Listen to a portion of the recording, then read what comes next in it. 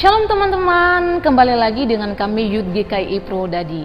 Nah, hari ini kita akan membahas satu topik menarik, yaitu tentang kedisiplinan. Sebelum kita masuk dalam ruang diskusi mengenai kedisiplinan, kita akan mendengarkan beberapa pendapat dari dua generasi mengenai kedisiplinan ini. Oke teman-teman, selamat menyaksikan.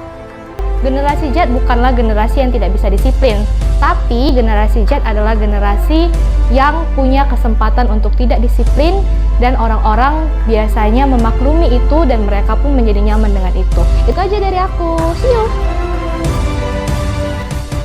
Apa? Disiplin? Penting dong. Disiplin itu menentukan kesuksesan seseorang. Kalau kita mau sukses, ya harus disiplin dalam segala hal.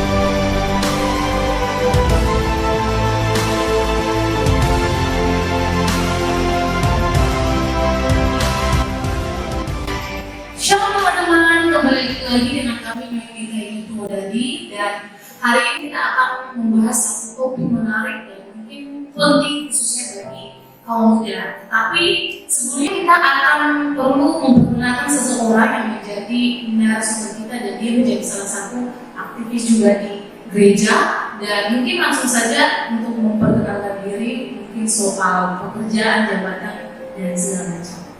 Oke, shalom semuanya. Nama saya Erma. Saya seorang dosen part-time di Universitas Pelita Harapan di Medan. Saya juga aktivis gereja di Gereja Injil di Prodadi. Dan ini perlu saya kenalkan?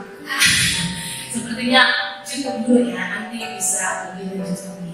Oke, hari ini kita akan membahas satu topik menarik, yaitu tentang disiplin. Kalau kita melihat zaman sekarang, disiplin itu mungkin mereka menganggap adalah sesuatu hal yang biasa-biasa saja. Mungkin mereka berpikir bahwa itu sesuatu hal yang melibatkan, mengikat. Mereka berusaha melakukan sesuatu yang mungkin sesuai dengan keinginan mereka. Tetapi mereka mungkin kadang-kala tidak memperhatikan bahwa ternyata disiplin itu penting. Jadi mungkin saya bertanya ke Cia, kira-kira disiplin itu khususnya bagi kaum muda penting nggak sih? Anak muda sekarang ini kita kategorikan dalam kategori Gen Z ya. Kalau saya baca beberapa literatur, dan sebenarnya juga saya alami sendiri ya, karena saya adalah seorang dosen. Saya melihat sendiri bagaimana mahasiswa-mahasiswa saya itu banyak yang menganggap disiplin itu tidak penting. Salah satunya yang datang terlambat, mengumpulkan tugas terlambat, sering mengerjakan segala sesuatu itu SKS, itu istilah dari industri sekarang seperti sistem kebut semalam. Memang di Gen Z ini terlihat sekali masalah disiplinnya. Lalu saya juga punya teman ya yang punya perusahaan gitu ya, sering mendengar cerita-cerita tentang dia bagaimana karyawan dia yang Gen Z itu bisa bekerja 1 hari hilang, lalu tidak memberikan informasi. Dan ketika saya baca literatur, memang itu terjadi di banyak perusahaan. Jadi memang disiplin, masalah disiplin pada Gen Z ini memang sebuah masalah. Iya ya, ini sangat penting untuk diperhatikan ya, khususnya bagi anak-anak muda ya. Oke, kalau misalkan ini anak-anak ini tidak punya disiplin dalam diri sendiri ya, itu kira-kira dampaknya apa ya sih bagi anak-anak muda kita sih? Nah ini kan sebagai pengalaman saya sebagai dosen ya, saya ya konsekuensinya kalau kita tidak tepat waktu dan terlambat, itu pasti ada konsekuensinya. Dan ketika itu menjadi kebiasaan, ya tentunya itu akan berpengaruh terhadap nilai mereka, ya kan, kinerja mereka sebagai mahasiswa tentunya jadi berkurang, gitu ya. Dan kalau kita perhatikan orang-orang sukses, seharusnya semuanya memiliki disiplinnya bagus. Iya betul.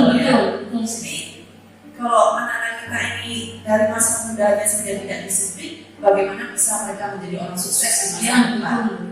Ya, dan disiplin itu adalah sebuah proses, dan bisa dilakukan secara instan. Benar-benar harus dilakukan sejak dini. Tidak bisa, oke hari ini saya disiplin, besok enggak, tidak bisa seperti itu. Ya betul sih, disiplin memang harus dari diri sendiri. Nah, kira-kira kenapa anak ini kayak tidak disiplin? Kira-kira apa faktornya nih? Nah, pastinya ada faktornya. Kenapa sampai anak ini tidak memiliki disiplin dalam diri sendiri? Ya, kalau faktor yang kita lihat itu kemungkinan misalnya memang seharusnya disiplin itu dimulai dari keluarga.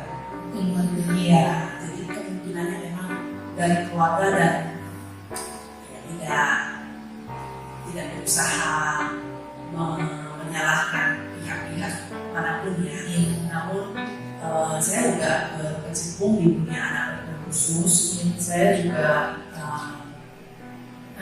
mempelajari tentang parenting ya. Dan saya lihat memang banyak orang tua yang tidak siap menjadi orang tua sebenarnya. Iya, Ya, walaupun tidak semuanya ya, banyak juga orang tua yang bagus, yang benar-benar menjalankan parenting yang bagus ya.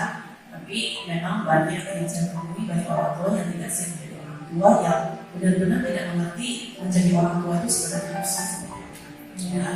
Dan memang sewaktu saya kuliah dulu, biasanya saya juga pendidikan dan kami juga pernah belajar tentang tipe-tipe parenting ya. Orang tua itu ada yang memang tipenya mengabaikan gitu ya. Jadi dibiarkan saja anak-anaknya ya. Tapi yang plus minus ini memang ada yang ternyata bisa, tapi yang kita lihat memang ketika terjadi pembiaran, tidak ada disiplin, dimulai dari sejak dini, dibebaskan saja anak-anak ini, itu akan jadi masalah. Jadi satu yang pertama udah dari keluarga. Ya, kedua pasti lingkungan setelah keluarga.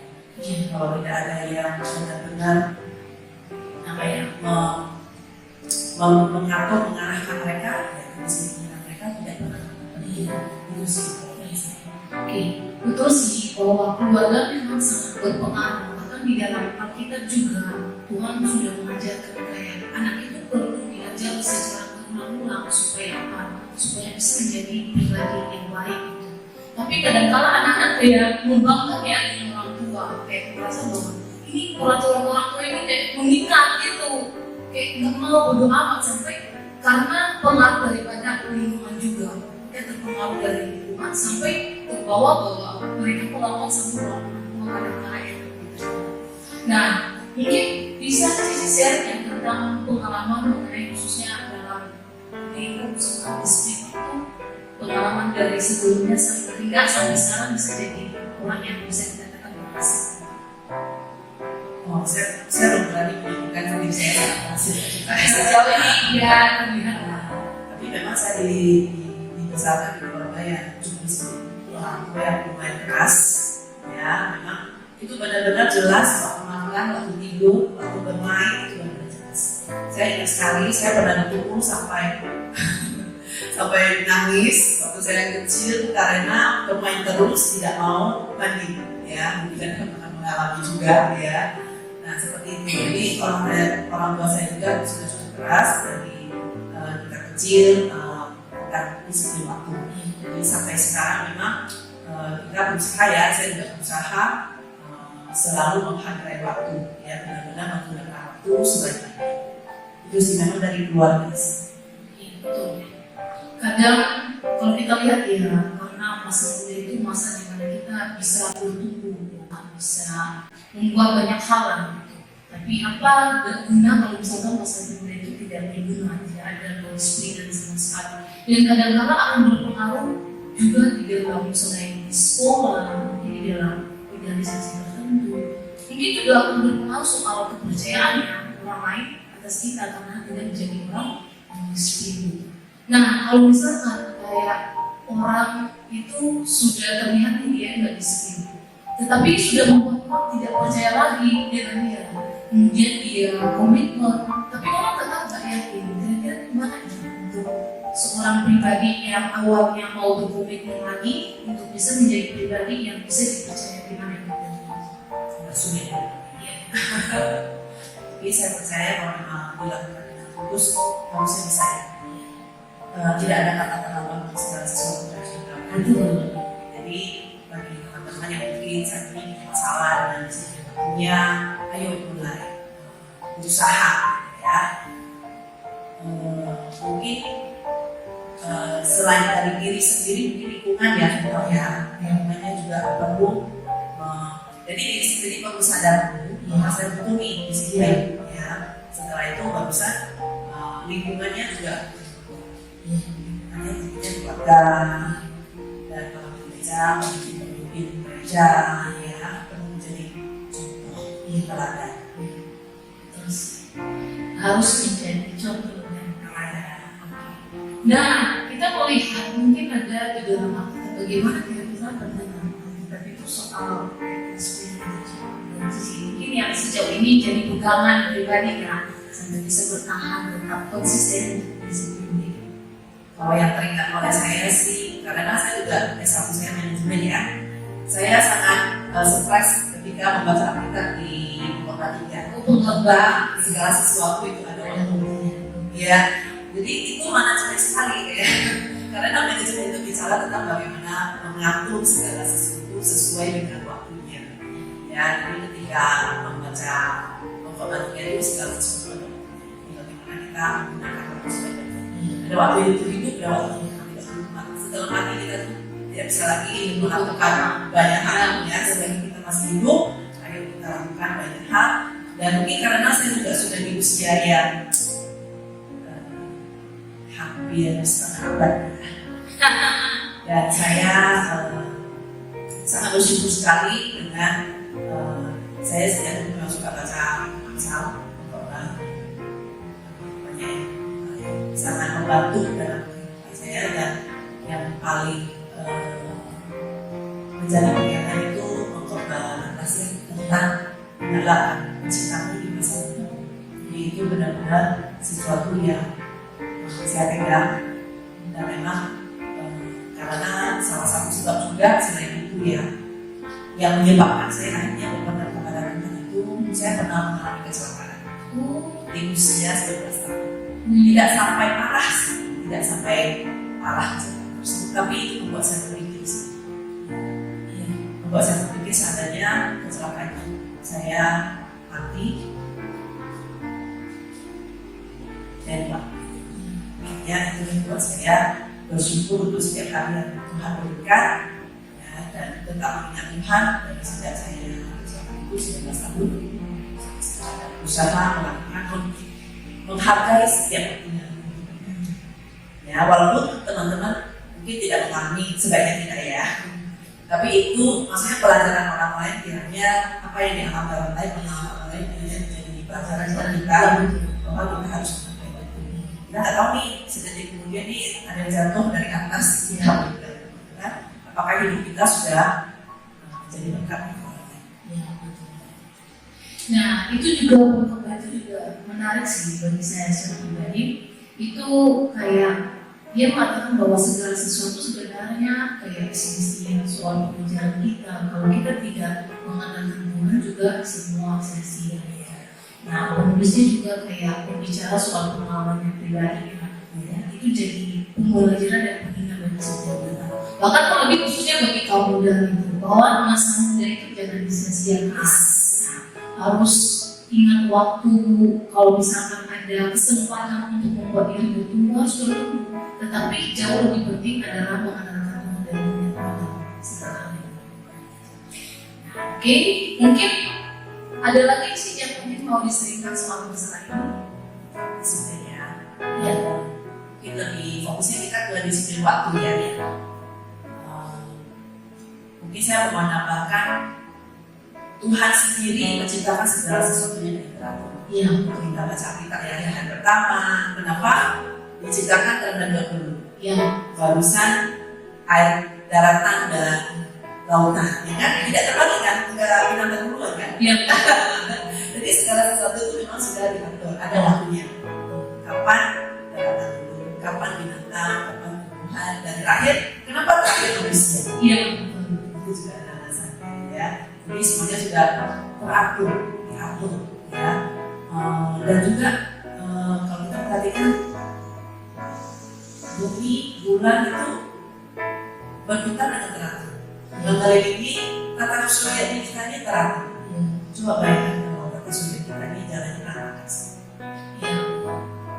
Tiba-tiba pagi jam 7, lalu pagi jam 12 pagi. Tidak jelas nih paginya, gitu kan? Maksudnya dari semesta ini aja kita udah belajar keteraturan. Dan disiplin itu bicara tentang keteraturan. Contoh kecil aja, lampu merah. Iya betul. Kalau tidak ada lampu merah, apa yang terjadi? Saya pernah bicara ini dengan mahasiswa saya. Kalian berangkat dari rumah ke kampus, tidak ada lampu merah. Menurut kalian berapa jam kalian sampai ke kampus? Ada lampu merah aja, ya kan, lama, ya kan? Apalagi kalau tidak ada lampu merah, semuanya pasti chaos. Ya, dan juga risiko kecelakaan. Nah, ya, jadi semua yang sudah peraturan-peraturan yang dibuat itu semua pasti ada manfaatnya, Iya. pasti ada alasan. Sama kalau ibadah kita tidak ada jamnya, suka bawa 9, oke besok kita gereja jam 9 ya, terus minggu depannya jam 11, maksudnya jam 11 ya, gimana rasanya? Kacau kan rasanya, berantakan, tidak teratur ya, tidak disiplin. Jadi kekacauan itu memang semakin terasakan di zaman ini sih. Banyak orang yang merasa bebas gitu ya. Jadi berharap dengan pembicaraan kita ini juga pemahaman tentang disiplin yang lebih baik lagi, anak-anak kita bisa lebih menegakkan semangat. Ya, oke. Ya, perlu diingat ya bahwa disiplin itu penting, khususnya bagi kaum muda. Jangan membiarkan masa muda berlalu dengan sia-sia. Tapi ingatlah bahwa masa muda itu perlu bermanfaat bagi keluarga atau komunitas tertentu. Bahkan kalau misalkan kita mungkin jadi orang yang bisa disiplin, mungkin bisa jadi orang yang dapat dipercaya Benar. terutama dalam pekerjaan, juga komunitas gereja juga. Benar-benar. Ini cara tentang kepercayaan ya. Disiplin itu seseorang yang disiplin itu membuat kita percaya kepadanya. Dan di dunia bisnis itu, di mana pun lah ya kita ya, kepercayaan itu penting. Iya, Ketika seseorang bisa dipercaya, dia akan diberikan perkara-perkara yang banyak ya kan. Ketika kita setia dalam perkara kecil, disiplin terhadap hal kecil seperti contohnya dalam waktu ya, gitu ya. Mau ibadah ataupun latihan datang tempat waktu, gitu ya.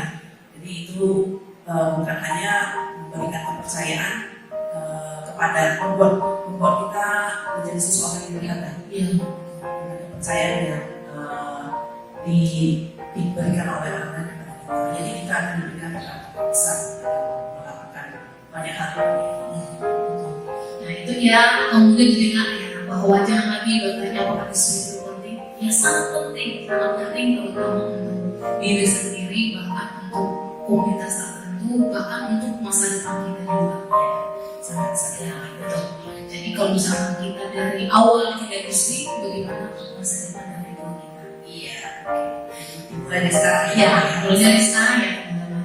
Oke, mungkin itu saja ya yang bisa kita sharingkan ya untuk hari ini. Semoga bisa jadi berkat untuk teman-teman, bahkan mungkin kami berharap bahwa teman-teman bisa berkomitmen dari sekarang menjadi anak-anak muda yang disiplin. Oke, sampai jumpa.